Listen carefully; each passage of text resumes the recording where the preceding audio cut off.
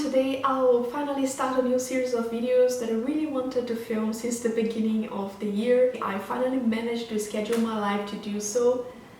This first video will be like a first reveal and book recommendation. I'll be talking about Little House in the Big Woods, the first book of the Little House series by Laura Ingalls Wilder. It's an American classic, and because in many ways this book marks the beginning of a more realistic approach in children's stories in the United States. At the end of this video, you will be able to learn about some interesting, good quality copies of Laura Ingalls Wilder's books and some additions that I want to acquire in the future.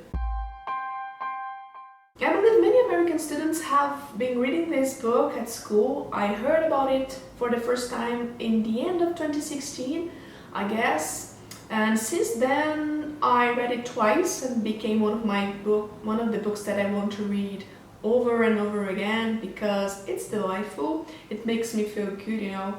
And of course, I have a completely different background growing up and living in South America, so this adds to my fascination with this story because I learned many new things with it. At the same time, this book has shown me that some childhood feelings are definitely universal, no matter where you come from. So I'll give you an overview. The entire series contains 9 books in total. Little House in the Big Woods was named to the inaugural Lewis Carroll Shelf Award list in 1958. Farmer Boy is the second one, in which Laura tells the story of her husband Almanzo, his childhood on a farm in the state of New York. I also read Little House on the Prairie, on the banks of Plum Creek and by the shores of Silver Lake, and I'm currently reading The Long Winter. The situations portrayed in this book become more and more mature from the third book, and they enter the territory of books for young adults, at least when we think about what young adult books used to be at that time. After that, we have Little Town on the Prairie, These Happy Golden Years, and the first 4 years. There are other publications by Laura Ingalls Wilder, some of them posthumously published, but I won't be addressing them in this first series of videos, but I definitely want to read them in the future. Once upon a time, 60 years ago, a little girl lived in the big woods of Wisconsin in a gray house made of logs. The great dark trees and the big woods stood all around the house, and beyond them were other trees, and beyond them were more trees. As far as men could go to the north in a day, or a week, or a whole month, there was nothing but woods. There were no houses, there were no roads, there were no people, there were only trees and the wild animals that had their homes among them. So this is how the story begins, 60 years prior to the novel's publication in 1932. That means this story is set in 1872, and the story takes place about 5 years after the Civil War, when the United States have been experiencing expansion since the end of the American Revolution, and many families have moved west to settle new land. Little House in the Big Woods is Laura Ingalls Wilder's first book, written when she was 64, I guess, and it's based on her memories of her early childhoods in the woods of Wisconsin. Laura turns 5 during the book, but she was actually only 3 years old during the real life events in this particular novel.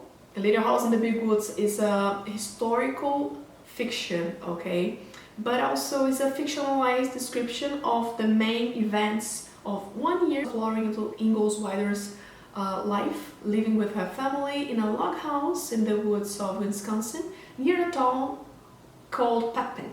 She lived in this little house with her mother, her father, her older sister Mary, her baby sister Carrie, and the dog Jack, and a cat called Black Susan, I guess. Laura was 4 at the beginning of the book. It is winter time in the big woods. The entire family have to adapt their lives to the change of weather. It's a beautiful description of what their lives were like. A large part of the family food depended on hunting, which occupied much of her father's time. They needed to smoke and salt meat. The first could be traded on the nearest town. Like butchering, churning, butter and baking were frequent activities for them. Everything needed to be handmade. For example, while telling stories, Laura's father used to prepare his bullets for the next day's hunt, and so the story follows through the seasons, which mark the life of Laura and her family, with small events, meetings with other relatives, but just at special occasions. Hard work was the rule.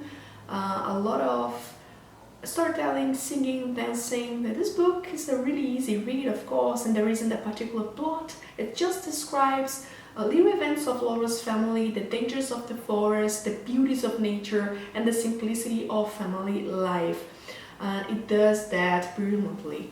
Little House in the Big Woods is like a short book that is delightful, and its simplicity, to me, it was fascinating. Since I am from another country and culture, it was even more interesting. I really enjoyed the part where the family gets together for sugar production. There are no maple trees here in Brazil. Years ago I didn't even know how to translate maple into Portuguese.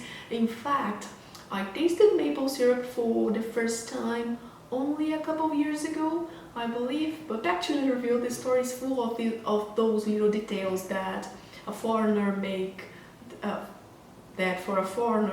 book much more interesting. But overall, I guess that if you're interested in experiencing a completely different and authentic way of life through reading, this book is definitely for you. No matter where you're from, those were completely different times. A hard, simple and authentic life. A small piece of candy was a great Christmas gift for Laura and her sisters. Laura had only a corn cob doll to play with, and I absolutely love that scene in which she gets Charlotte as a present gift, like a rag doll. And I also love the dog Jack and how protective he is of the family. Those are very dangerous times for people venturing west, and this story captures all the complexities of life, which was both much simpler than life is nowadays. So it's noon now, I had to stop before I finished the review, but I wanted to show you guys some interesting copies of the Little House series I have here. My favorite one is definitely this Library of America set. The only problem with this set, not even a problem, but it doesn't have the illustrations. The Little House series was illustrated by Helen Sewell, I guess this is her name. She has more a decorative style, and Garth Williams. I guess you all know Garth Williams, the illustrator of that beautiful cover and the Charlotte's Web story. Some people prefer his illustrations. I only own his illustrations in the boxed set. Let me show you. This is the Little House collection, an illustrated set. Although it's a paperback, the binding is hand sewn and the color illustrations are beautiful. They are printed on coated paper, so I definitely recommend this one with the illustrations, especially for children and younger readers. This boxed set of Library of America, it contains Little House in the Big Woods, Farmer Boy, Little House on the Prairie on the banks of Plum Creek, by the shores of Silver Lake, The Long Winter, Little Town on the Prairie, These Happy Golden Years, and the First 4 Years. So it's a boxed set with all the books. And I also have this one, but I found out that these are like, these have the same price. So I guess it's $38 for 3 books. The first 3 books in the series. This one is a non-illustrated hardcover set. And here I have a non-illustrated hardcover set, but the quality here is so much superior. Not only these ones here are glued, and these ones are Smith sewn. Here I have acid-free great quality paper. What I enjoy about this set here is that the design is interesting. It portrays on the cover some trees from the region of Wisconsin. The design is cute, but the paper is not great. Glued, binding. The box itself is not, great quality. I have a review of all of these boxed sets. this was the first one I got. At that time I enjoyed it because it's cute, it's nice, but there's no comparison when you think about the quality of the books, you know, the quality of the materials used in the books. These have like this beautiful ribbon marker, which I really enjoy.